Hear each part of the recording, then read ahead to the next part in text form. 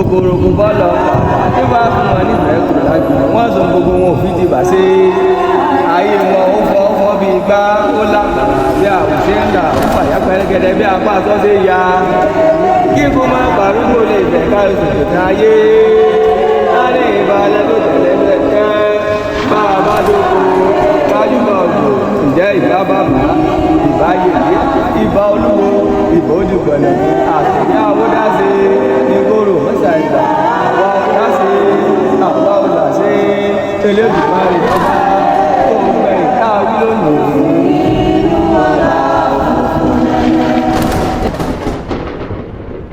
Atupa Kesan gbogbo ẹ̀yin tí ẹ fẹ́ wo sinimá Atupa Kesan ó yẹ súnmọ́ mi síbi ẹ jẹ́ kí n sáré gbé yín débẹ̀ lọ́jọ́ tòní ọ̀pọ̀lọpọ̀ àwọn ènìyàn ló mẹ́sẹ̀jì mi pé ọjọ́ wo gangan ni Atupa Kesan yẹn máa jáde táwọn máa rí wò ẹ jẹ́ n kọ́kọ́ ṣàlàyé nǹkan tí ò yé yín fún yín lórí sinimá Atupa Kesan nítorí pé kí ni sinimá Atupa Kesan ò ṣe iṣẹ́ kékeré iṣẹ́ ńlá ni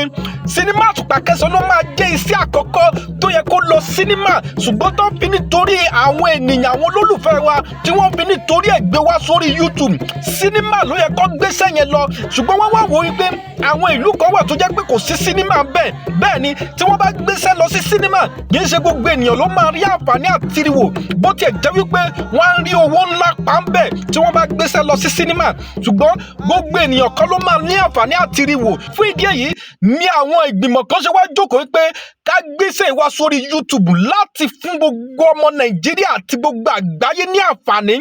láti rí sinimá Atupa Kesan wò lórí fóònù wọn anywhere tí ẹ bá wà káàkiri àgbáyé tẹ bá ti ní fóònù dání tẹ dé ní dátà ẹ máa láǹfààní àti rí Atupa Kesan wò lórí YouTube Aseyori TV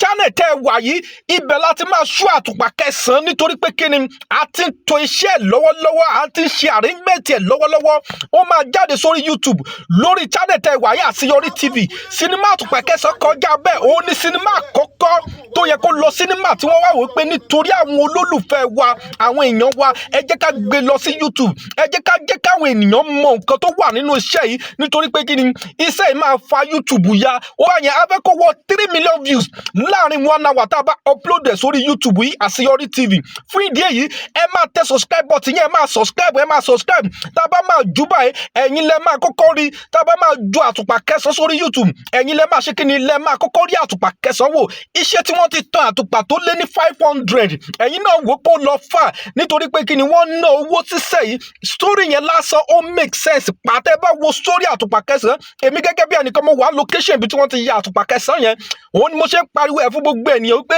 sinimá Atupa Kesan yàtọ̀ sí gbogbo àwọn sinimá tẹ́ ẹ ti ń wò káàkiri ní YouTube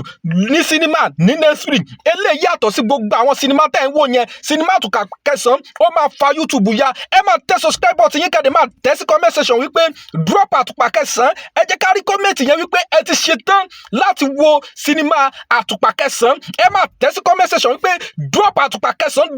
Kesan bí n bá ṣe rí comment yẹn orí mi máa wú ni yín máa sọ fáwọn producer yẹn pé ẹ tètè gbé sinimá Atupa Kesan wá sórí YouTube ẹ jẹ́ káwọn olólùfẹ́ yìí lọ wò ó nítorí pé wọ́n ti gbáradì ṣé ẹ ti ṣetán láti wo sinimá Atupa Kesan tẹ́ ẹ bá ṣetán láti wo sinimá Atupa Kesan ẹ máa tẹ́ sí comment section wípé drop Atupa Kesan nítorí pé kí ni ó máa lọ fà ẹ máa tẹ subscribe button yẹn ẹ máa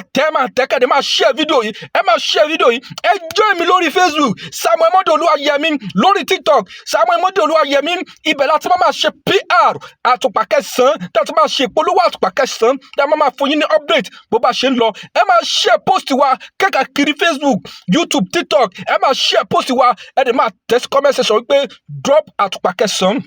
Atupa Kesan bọ̀ ó máa loud gan ẹ ṣe púpọ̀ ẹ máa tẹ subscribe button yẹn Atupa Kesan is coming. Atupa Kesan.